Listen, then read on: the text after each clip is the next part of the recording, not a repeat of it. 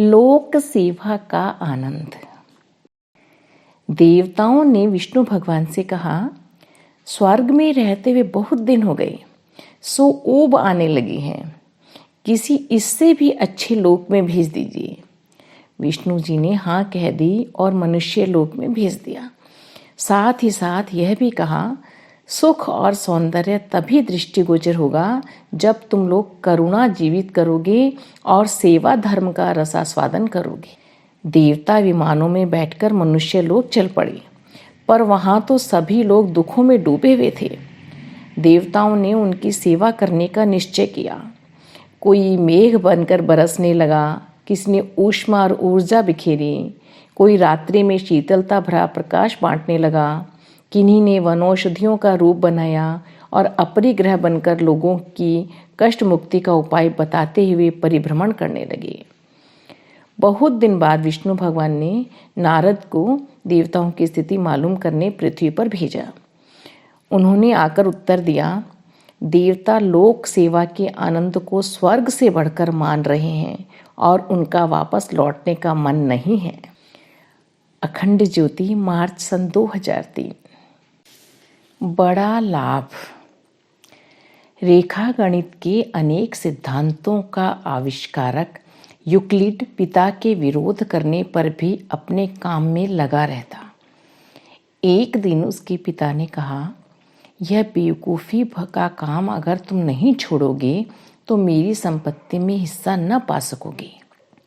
Euclid ने कहा, आप अपना धन भले ही अपने भाइयों को दे दें, मुझे अपने काम में इतना आनंद आता है कि आपकी दौलत उसके सामने तुच्छ है। यूक्लिड पिता के धन का लोभ न छोड़ते तो दुनिया को गणित के उच्च सिद्धांतों के लाभ देने में सफल न होते। छोटे लोभ में बड़े लाभ से वंचित रह जाते हैं। अखंड ज्योति, मार्च सन 2003। समर्थ। कबीर को सद्गुरु की तलाश थी।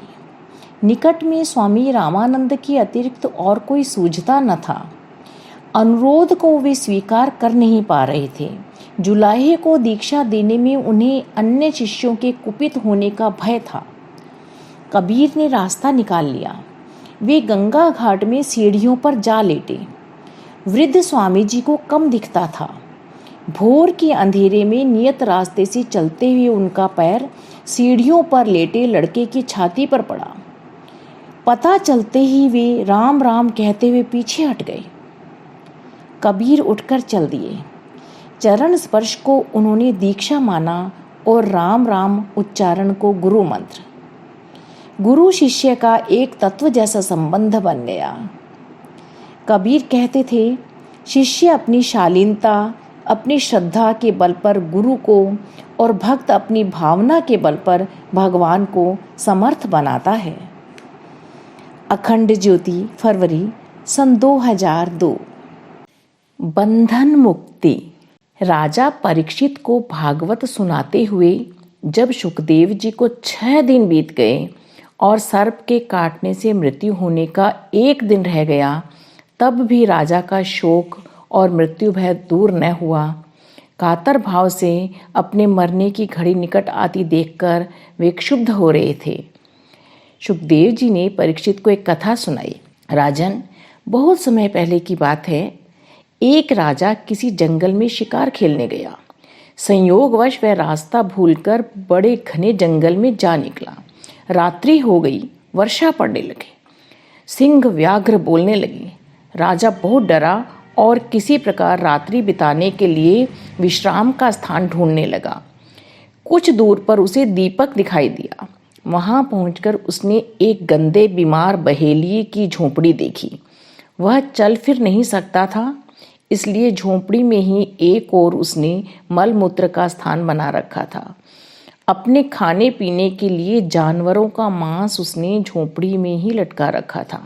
झोंपड़ी गंदी, छोटी, अंधेरी और दुर्गंध युक्त थी।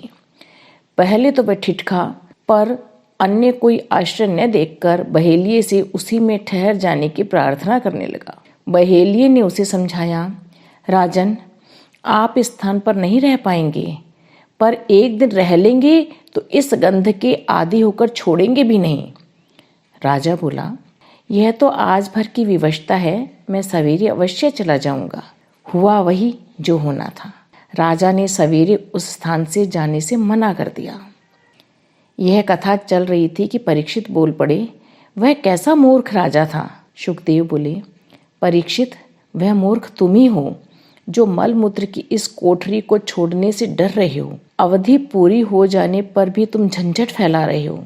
परीक्षित का ज्ञान जाग पड़ा और वे बंधन मुक्ति के लिए सहर्ष तैयार हो गए। अखंड ज्योति, मार्च सन 2003। विश्व वसुधा के लिए। एक प्रसिद्ध ज्ञानी नगर के शांत कोने में रहते थे और जब लेखन से समय बचता तो अपनी फूस की झोपड़ी के बाहर बैठकर एक तारा बजाया करते थे। एक धनिक उनकी ख्याति सुनकर अपने रथ पर चढ़कर उनसे मिलने आया। रास्ता इतना संकरा था कि उसे पैदल चलना पड़ा। संत अतिथि का स्वागत करने द्वार पर आए। फटे वस्त्र, पत्तों की टोपी, फिर भी चेहरे पर एक दिव्य शांति व प्रफुल्लता। देखते ही धनिक ने कहा, ओहो संत, आप इतने दुखी, दरिद्र, संकटग्रस्त।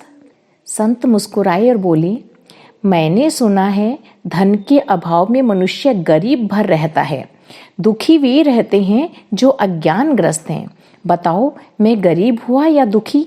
धनिक सिटपिटाए से चुपचाप खड़े रहे। संत ने धनिक से कहा, संतों के पास देने को अपार आत्मिक संपदा है। वे किसी से धन संपदा नहीं चाहते, वरन इच्छुकों को, पात्रों को बांटते रहने में सदैव प्रसन्नता अनुभव करते हैं। जो याचक है वह सच्चा संत नहीं। जब भी वह मांगता है सीधे ईश्वर से, पर अपने लिए नहीं, मानव मात्र के लिए, विश्व वसुधा के लिए। अखंड ज्योति, मार्च सन 2003। अगर आपको हमारी यह वीडियो पसंद आई हो तो इसको लाइक करें, कमेंट और शेयर जरूर करें और हमारे YouTube चैनल ऋषि चिंतन को सब्सक्राइब भी कर लें। साथ ही बेल आइकन को भी दबाएं ताकि आपको आने वाली वीडियोस की नोटिफिकेशंस मिलती रहें। धन्यवाद।